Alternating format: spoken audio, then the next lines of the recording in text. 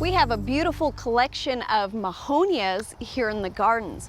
Mahonia is a genus of plant belonging to the barberry family.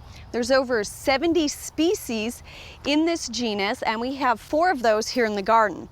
I want to start by taking a look at the leatherleaf Mahonia, Mahonia bealii. This is perhaps the most commonly used in Oklahoma, and it's easily recognized by these thick leathery leaves that have a bit of a point at the tips, and as the plant grows, they're held somewhat in layers among the plant. Now, this plant is fairly small right now, but it can reach a mature size of 6 to 8 feet with about a 6-foot spread. And the plants are very drought tolerant and they're relatively tough. They're hardy to zone 6. However, last winter when temperatures reached -20, our plant did die back to the ground. But as you can see, it's regenerating itself well, starting to put on some new growth. But Mahonias are fairly slow growing, so it's going to take a while for this plant to regain its mature size. Mahonias make a beautiful specimen. They have a very stately structure to them and look wonderful as an accent or even a backdrop in your shade garden.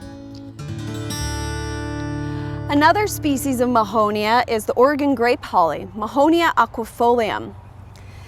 This species is smaller growing. It'll reach a mature height of 2 to 3 feet, and then it'll take on about a 3 to 4 foot spread as it matures.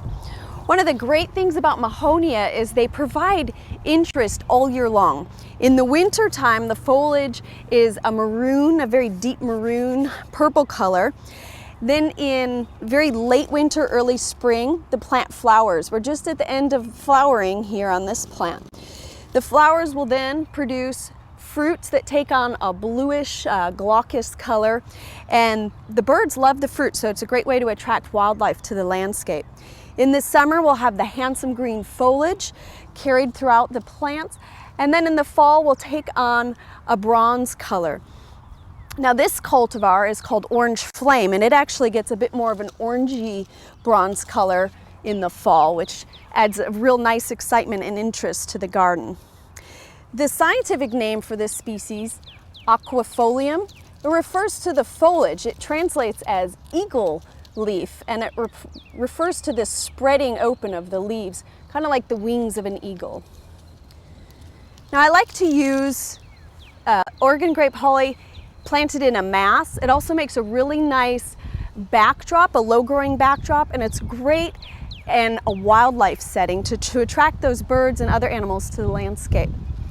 We have another species, which is a low-growing Mahonia called creeping Mahonia.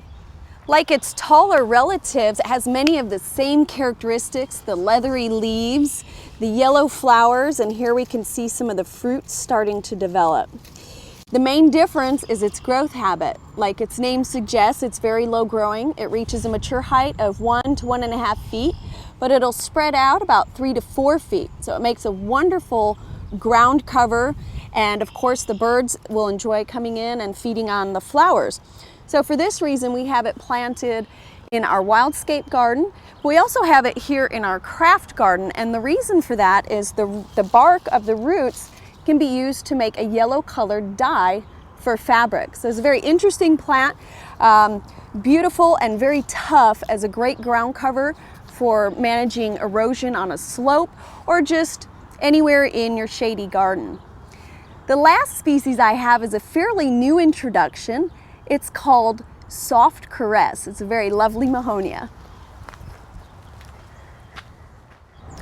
With its fine, deeply cut foliage, Soft Caress really stands apart from the other Mahonias. It's a Japanese species, Mahonia uribractata, and with this fine foliage, it really, to me, is more reminiscent of a bamboo, a fern, or even an andina than the other Mahonias we've looked at.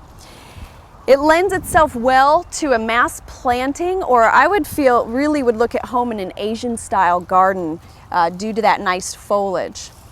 At its mature size, it'll reach about 4 feet high by 4 feet wide. And Mahonia, despite its name, Soft Caress, it's a very tough plant. In fact, all the Mahonias are very heat and drought tolerant once they're established. One thing you want to make sure that you do is give them some protection from the sun.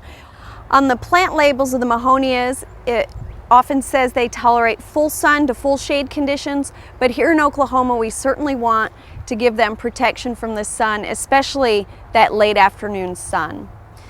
They make wonderful additions to our shade garden, and with such a diversity of forms to select from, there's certainly a Mahonia for every garden.